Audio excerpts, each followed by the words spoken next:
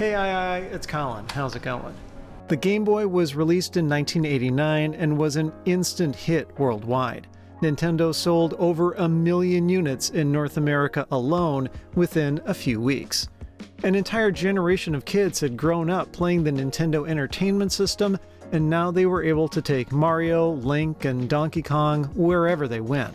The Game Boy's popularity led to a huge game library of over 1,000 titles, and over the years, Nintendo built on that success by releasing new models.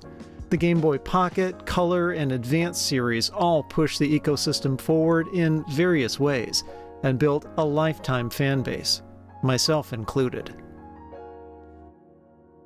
But one of the major drawbacks of many Game Boy models was their screens. They weren't illuminated, so it was hard to see in all but the most ideal lighting conditions. A cottage industry sprang up with attempts to make things better, but these only worked to a limited extent. It took until 2003 with the launch of the Advance SP for the world to finally get a Game Boy with an illuminated screen. But today, a number of third-party replacement screens are available for all Game Boy models, offering bright, clear IPS panels, often even larger than the originals. I've made a number of videos about these replacement screens over the years. Have you not been watching?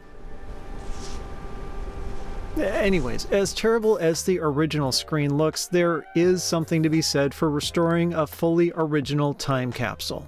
For millions of kids that grew up in the 90s, this iconic design brings back fond memories of playing video games with their friends, awful screen and all.